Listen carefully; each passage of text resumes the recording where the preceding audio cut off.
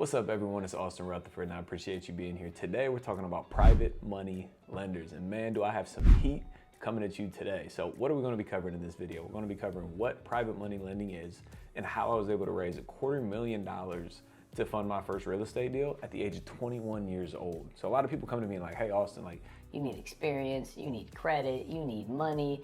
Nobody's just going to lend you money, especially if you're young or especially if you don't have experience. All those things are 100% false. And the really cool thing about this video is that I literally I asked my lender, because I get asked all the time, well, how'd you raise money for that first deal?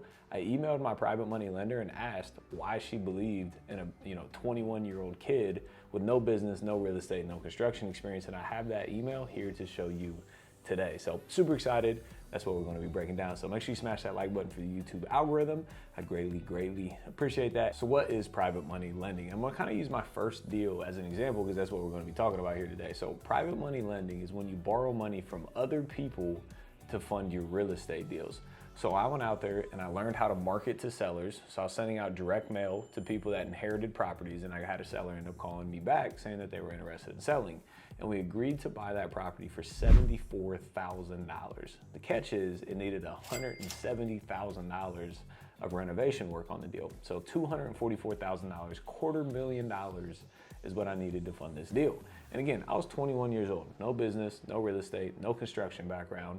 And I'm like sitting there like trying to figure out how to raise $250,000 to fund this deal. Basically, how it came about is I met an individual a year prior to this at a real estate networking event. So you gotta go out there and you gotta go to these networking events, because I've met tons and tons of my private money lenders today at these types of events. But I met this lady a year prior. At the time, I was just talking with her, introduced myself, asked her what she did. She said that she had a retirement account that she just rolled to be a self-directed retirement account, and she was going to use that money to invest in real estate by herself. I was like, that's awesome. We continued talking, exchanged numbers, parted ways. A year later, I ended up getting this first deal under contract, and I was like, who do I call to raise money? Made a whole bunch of phone calls, and then a light bulb lit. It was like, let me call that lady from a year ago. Picked up the phone, called her, asked her how real estate was doing. Say, hey, still looking for an opportunity, still looking for a deal, haven't found one yet. And I was like, well, I got this opportunity. Are you interested in it? And she said, yes. So what does that process look like? Private money is from individuals that want to lend money, not from institutions, businesses that lend money. Businesses, institutions that lend money will not fund the deal the way private money lenders fund the deal. These are people called hard money lenders. Hard money lenders will only lend 80 to 90% of the deal.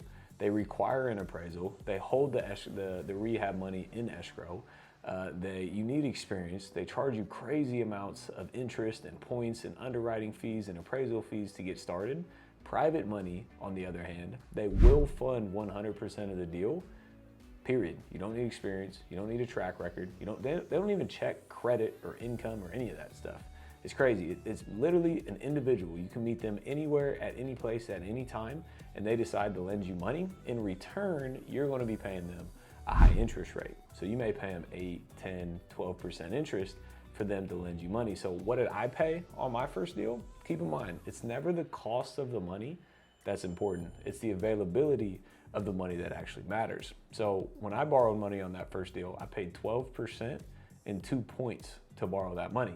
Now some may say, that's crazy expensive, Austin. Yeah, okay, I flipped the house. I made over $100,000 in profit, and my private money lender made over $25,000 in profit. Who lost in that situation? Was the money expensive?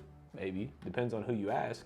But to me, it was the availability of the money that mattered, because that's what allowed me to make over $100,000 in profit and then continue on in my life and my business and my career to grow it to, owning $15 million in real estate and doing hundreds and hundreds and hundreds of flips, all using other people's money. So what is the process? When you do find a deal and you do find a private money lender, how does it work? And keep in mind, private money lenders, like I just said, can literally come from anywhere. So you need to talk to people at all times about potentially wanting to invest money with you. And one huge takeaway I'll give you right now, when you're networking and somebody asks you, what do you do? What do you do, Austin?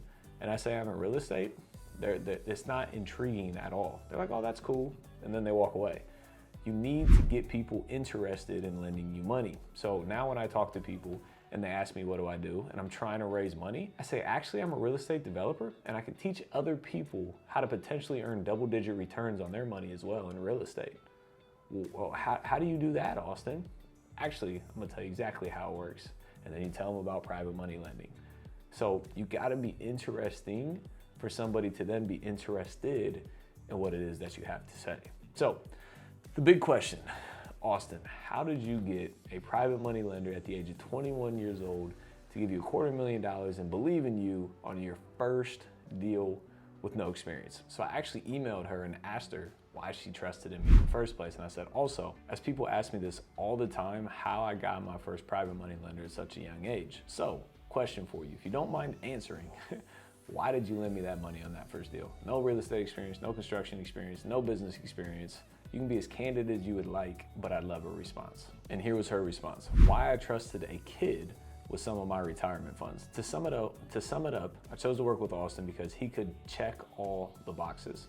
I knew of Austin through attending an investment training in that year and knew he had the knowledge to carry out the program, which basically means that we both hired a mentor to teach us the business of real estate. So she understood that I was willing to invest in myself and learn that part of the business. So she believed in me a little bit more because I had the education. I was willing to invest in myself and take the time to learn. She went on to say, he was confident and industrious, had a rental property as a teenager. So yeah, I bought a rental property when I was 20. So she obviously knew, I was a hustler, and that you don't need to have a rental property when you're 20, right? You could be, cutting grass or shoveling driveways or whatever it is to show that you actually want to work and be successful. She went on to say, brought an excellent investment opportunity. That's the big thing here. A lot of people sit there and say like they can't get the deal funded. Well, there's no private money out there. If you have a good deal, the deal will get funded. As she said, brought an excellent investment opportunity. You have to make sure that the numbers actually make sense. Had in place detailed systems from my mentor. I learned the game from him. Documentation, security, regulatory details, and great communication. Again, documentation, security, regulatory details. These are all the documents, the 5 critical documents that I use every day in my business and that we teach our students to use every single day in their business. The independent contractor agreement, the draw schedule, the scope of work, the lien releases, the W-9s, all the documents you need in place to make sure that you can actually execute on a renovation deal when you get that right opportunity. So she saw I had all those things in place. She felt more confident in me because I was willing to put in the work and I had the education behind it, and was open to accommodate reasonable requests that were necessary for me to feel comfortable with the deal, i.e. she wanted to go out there and look at the property herself. Listen, I was my first deal. If you wanted to, if you were open to lending me money, but I had to show you the property, I'm in. Let's go look at the property. She went on to say, the initial impression was reinforced by his openness to on-site visits to see the progress and have some input on the details. Again, she could come through the property anytime. I just needed the money for that first deal. He was on site, up in the rafters, paying attention to all details so he could gain the knowledge of what actually went into the process. That is why I continued to invest with him and referred him to even some of my closest friends. So think about that. Like, I wasn't the one, that was like, oh, I don't swing a hammer. I was literally on site every single day. When I was doing the inspection of the property, I personally brought a ladder, crawled into the rafters of an attic space this big, and was crawling through the rafters, jumping on them to make sure that the house didn't collapse.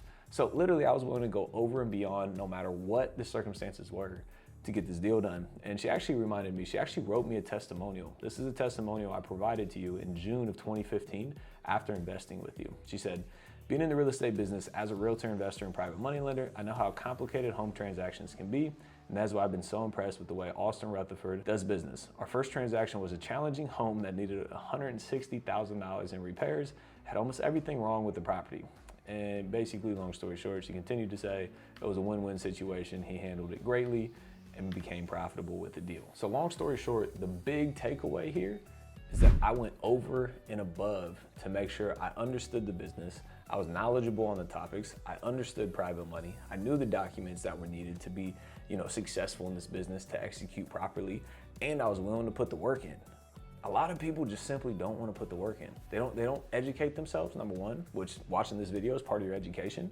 If you want to learn more specifically, every single detail back to back to back, and you want to be coached by myself and my team so you can learn what I learned when I got started, there's a link in the description below for you to learn as well. But I was in the game. I did everything in my power to truly understand how real estate worked and how private money lending worked, So when I got an opportunity, right, I got lucky, right? Preparedness meets luck. It tends to happen like that. When you put the work in, you tend to get kind of lucky.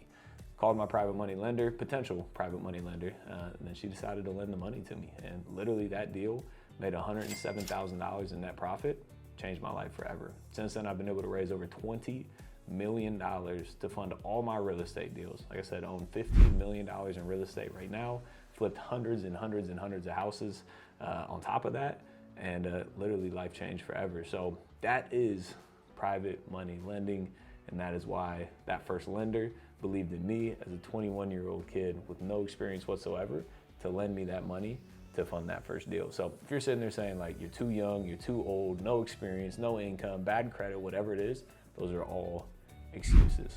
So drop a comment below. Let me know what your thoughts are. I was happy to see this because I've never seen her answer either, but man, hard work pays off. So comment below, let me know. Smash that like button for the YouTube algorithm. Make sure you hit that subscribe and notification bell so you can get all this content going forward. As always, appreciate you being here. We'll see you on the next one.